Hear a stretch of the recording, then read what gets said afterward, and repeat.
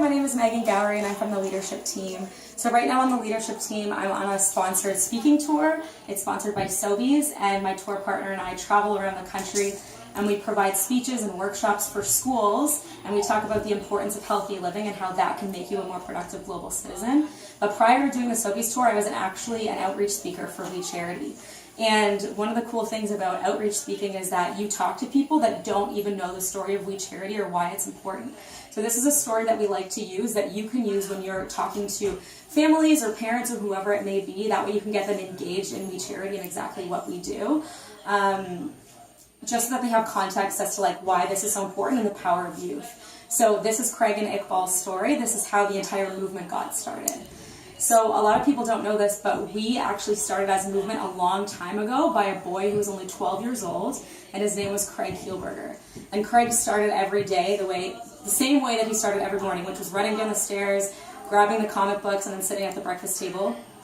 But this particular morning, when he grabbed the paper, a specific article caught his attention. So the article read, "Battled child labor, boy 12 murdered." And so instead of going to the comic books, he thought, I'm going to read this article, because Craig was also 12 years old, so he immediately kind of felt compelled to read it. And when he read the article, it told the story of a young boy whose name was Iqbal Masih. So the story goes is that when Iqbal was only 4 years old, he was living in a community in Pakistan, and he was sold into child slavery when he was only 4 years old. And his parents were unaware of the agreement that they were signing at the time because they were illiterate, so they couldn't read or write. And so Craig is taken away to this child labor facility, which was a carpet factory, and he didn't realize that every single time he ate, he was being charged, and every single time he slept there, he was also being charged. So that meant that no matter how much little money Iqbal would make, he would never make enough money to go home because he was consistently being charged for these horrible things.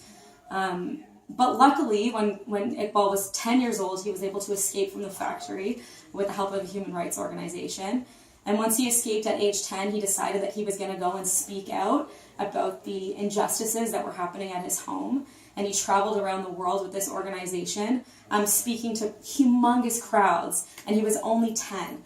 And sometimes he would hold a pencil in one hand and a tool in the other, and he would say, every single young person has the right to hold a pencil and not a tool. And his story had a lot of impact. And so then 2 years later, when he was 12 years old, he returned home to visit his family and friends in Pakistan. And he ended up getting shot dead outside of his grandparents' house.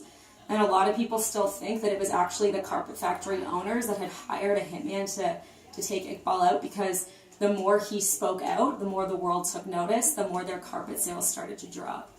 And so it seemed like a million miles away was little Craig reading this story and allowing the headline to transform him. And that day, he went to his grade 7 classroom, and he asked his teacher if he had permission to share the article with his classmates. And then he stood up in front of them and he said, I don't know much about child labor, but I know that it's wrong. And I want to do something about it. Who's with me? And 11 other hands in the room went out. This is my favorite part. They call themselves the group of 12-year-olds.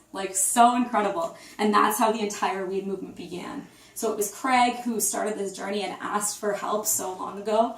And now you can say that you're asking for that person on the phone's help as well, which is what we usually do in speeches.